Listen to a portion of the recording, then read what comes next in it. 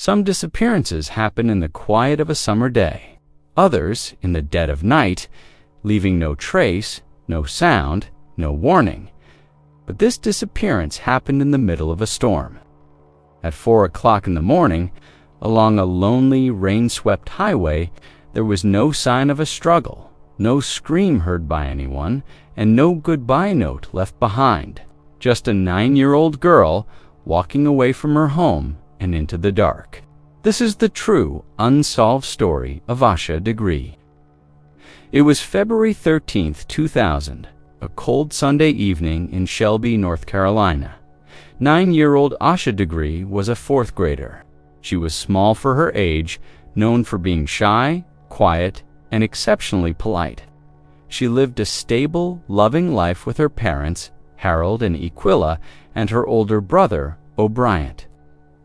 Their family was deeply religious and followed strict, predictable routines. Asha had no history of running away, no behavioral problems, nothing that would ever suggest what was about to happen. That night, the family did what they always did.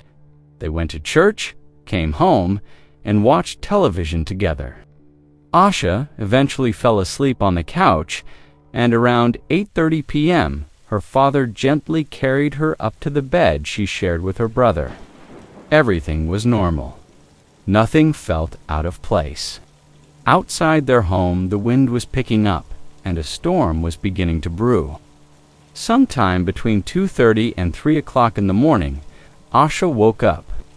Her brother O'Brien later told investigators he heard her bed squeak. Thinking she was just turning over in her sleep, he didn't give it a second thought and drifted back off.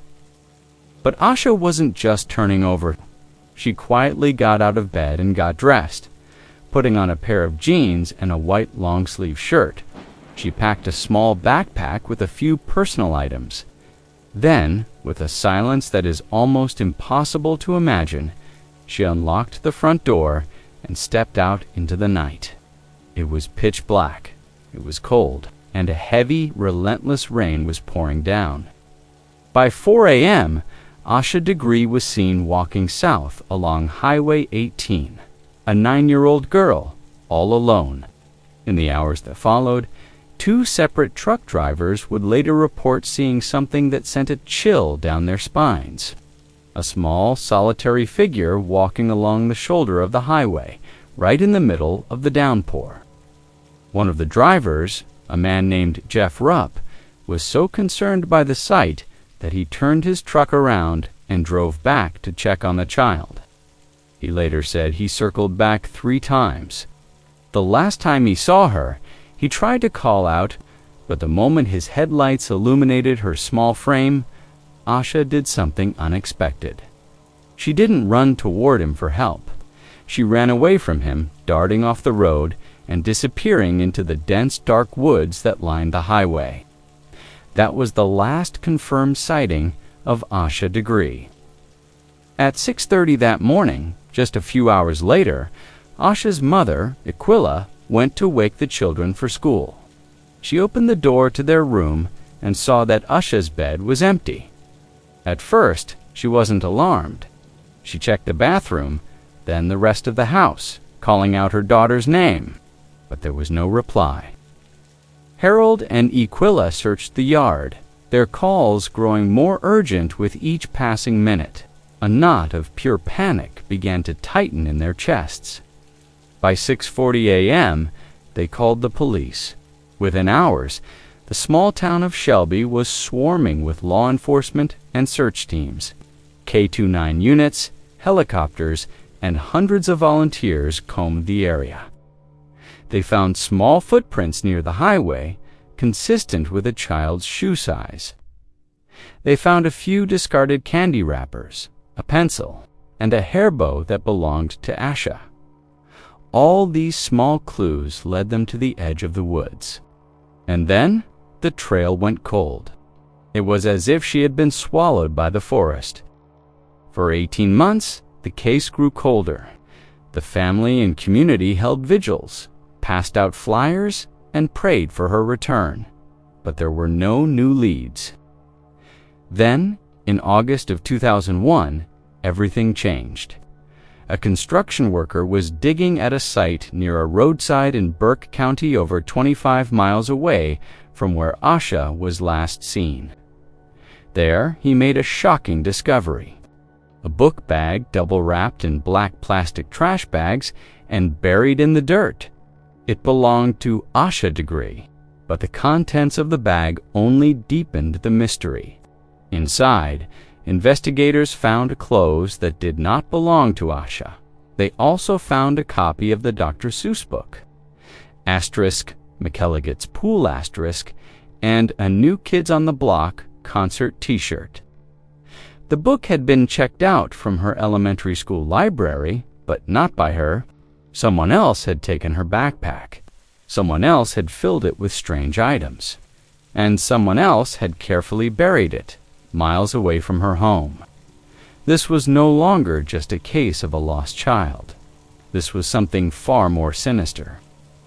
So why would a shy 9-year-old girl, who was by all accounts terrified of the dark and thunderstorms, leave her warm, safe home in the middle of a storm? This question has haunted investigators for over 2 decades. They've considered every possible theory.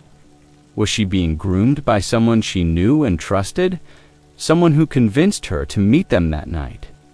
Was she influenced by a book she was reading in class about a child who runs away to join the circus? Did she have a secret? Perhaps a problem at school she was afraid to tell her parents about? Or did she encounter someone that night, a stranger who either lured her or forced her away? The part that defies all logic is this. Everything we know about Asha Degree suggests she would be the last child on Earth to do what she did. She was afraid of dogs, afraid of the dark, and afraid of storms.